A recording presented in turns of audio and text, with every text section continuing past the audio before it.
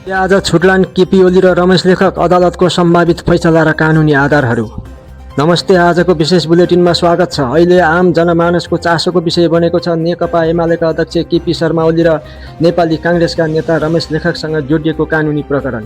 के आज अदालतले उनीहरूलाई रिहा गर्ला? यदि रिहा भए कुन आधारमा हुनेछन् र थुनामा रहे कुन कानुनी अडचनले काम गर्नेछ? आज हामी यसैको गहिरो विश्लेषण गर्नेछौँ।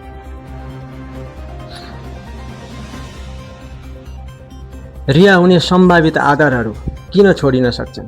यदि अदालतले आज उनीहरूलाई रिहा गर्ने आदेश दियो भने त्यसको मुख्य 3वटा कारणहरू हुन सक्छन्।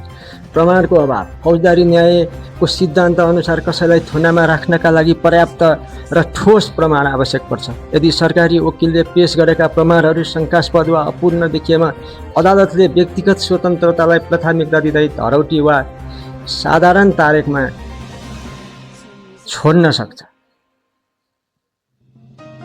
2. संवैधानिक र कानुनी मर्यादा। केपी ओली र रमेश लेखक दुवै स्थापित राजनीतिक व्यक्तित्व हुन्। उनीहरूले अनुसन्धानमा सहयोग गर्ने प्रतिबद्धता जनाएको र मुलुक बाहिर भागेर जाने सम्भावना न्यून देखिएमा अदालतले उनीहरूलाई थुना बाहिरै बसेर मुद्दा लड्ने अनुमति दिन सक्छ। 3. स्वास्थ्य र उमेरको अवस्था। केपी ओलीको स्वास्थ्य अवस्था र मृगौला प्रत्यारोपण पछिको संवेदनशीलतालाई ध्यानमा राखेर मानवीय आधारमा पनि अदालतले नरम नीति अपनाउन सक्छ।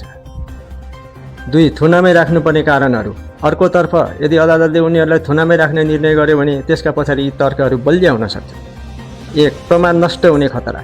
यदि अभियुक्तहरू बाहिर रहँदा घटनासँग सम्बन्धित प्रमाणहरू मेटाउन सक्ने वा साक्षीहरूलाई प्रभावमा पार्न सक्ने सम्भावना देखिएमा निष्पक्ष अनुसन्धानका लागि अदालतले थुनामै राख्ने आदेश दिन सक्छ। 2. कसुरको गम्भीरता। यदि लगाइएको आरोप राज्य विरुद्धको अपराध, ठुलो आर्थिक घोटाला वा गम्भीर फौजदारीको कसुरसँग जोडिएको छ र प्राथमिक प्रमाणहरूले उनीहरूको संलग्नता देखाउँछ भने मुद्दाको किनारा नलाग्नुन्जेल थुनामै बस्नुपर्ने हुन सक्छ। 3. थप अनुसन्धानको आवश्यकता। कतिपय अवस्थामा सरकारी पक्षले अझै केही नयाँ तथ्यहरू खुल्न बाँकी रहेको भन्दै थप समय माग्न सक्छ। यस्तो बेला अनुसन्धान अधिकारीलाई सहयोग पुर्याउन अदालतले म्याद थप गरिदिने सम्भावना रहन्छ। अबको प्रक्रिया के हुन्छ त?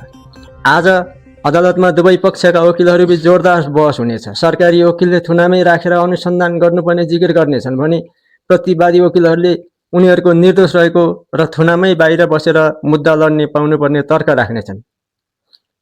आजको दिन यी 2 शक्तिशाली नेताहरूका लागि मात्र नभई नेपालको न्यायिक प्रणालीको निष्पक्षतालाई एक अग्निपरीक्षा हुनेछ। यस प्रकरणको पलपलको अपडेट हामी तपाईँ समक्ष पुर्याउनेछौँ। समाचारको लागि हेर्दै रहनुहोला।